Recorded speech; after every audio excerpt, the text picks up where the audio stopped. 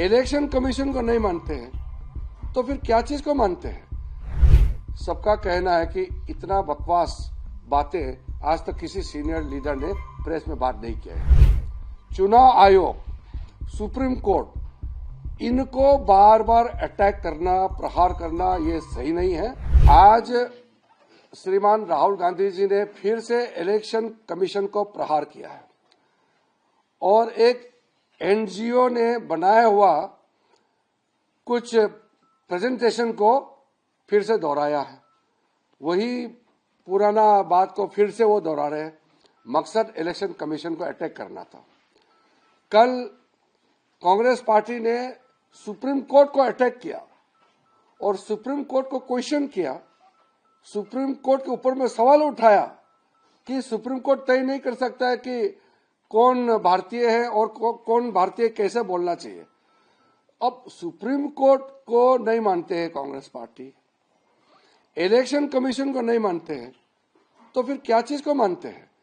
आज जो राहुल गांधी ने कर्नाटका का एक कॉन्स्टिट्यूंसी को उठा करके जो बात रखा है, वो कर्नाटका के जो नेता है, वहां के जितना भी सीनियर लीडर है, सबका कहना है कि इतना बकवास बातें आज तक किसी सीनियर लीडर ने प्रेस में बात नहीं किया है। कोई तथ्य नहीं, कहां से उठा करके बिना मतलब से प्रेस कॉन्फ्रेंस करके रख देते हैं। हमको मालूम है वो नकली प्रेजेंटेशन किसने बनाया है, लेकिन मैं इस छोटे छोटे हर मुद्दे पे अभी नहीं जाऊंगा। मैं सिर्फ इतना कहना चाहता हूं कि इलेक्शन कमीशन, चुनाव आयोग, सुप्रीम कोर्ट, इनको बार बार अटैक करना, प्रहार करना ये सही नहीं है। मैं मानता हूं कि अगर आप इलेक्शन कमीशन ऑफ इंडिया को अटैक करता है और सुप्रीम कोर्ट और हाई कोर्ट या जुडिशरी को अटैक करता है तो आप सीधा सीधा लोकतंत्र को ही हमला कर रहा है। तो मैं राहुल गांधी जी और विपक्ष को कहना चाहता हूं कि कोई स्पेशल इंटेंसिव रिव्यू का नाम लेकर के पार्लियामेंट को डिस्टर्ब करके गुमराह करने का कोशिश ना करें। पार्लियामेंट में वही मुद्दा चर्चा में ला सकता है जो नियम परमिट करता है।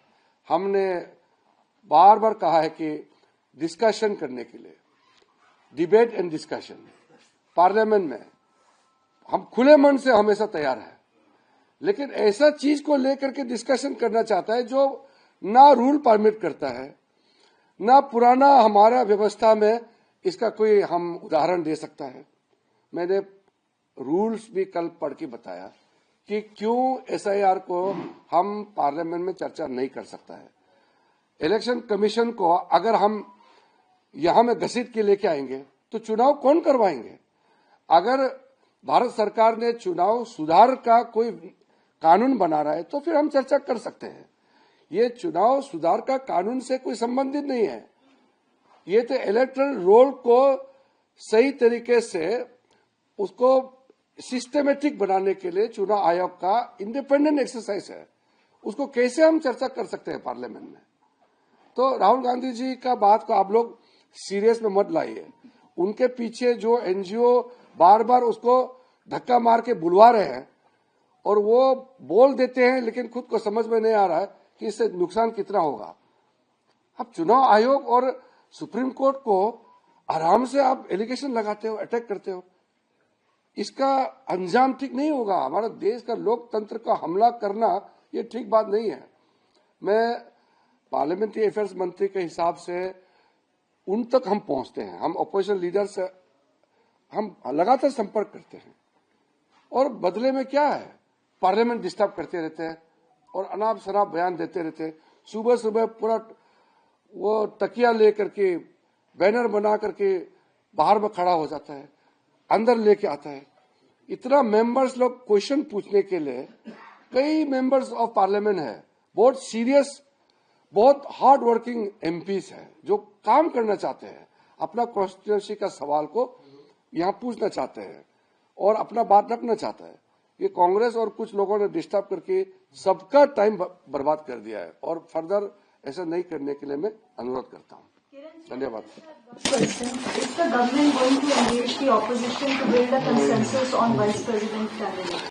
See, today the NDA parliamentary party floor leaders have authorized Honorable Prime Minister and Naddaji to take forward the process of conducting the election through identifying a person as candidate. Whatever process Prime Minister suggests, the NDA party will do. There are certain conventions. If the opposition party comes and discuss with us, we will always discuss with them. But this is a constitutional process which we have to do it.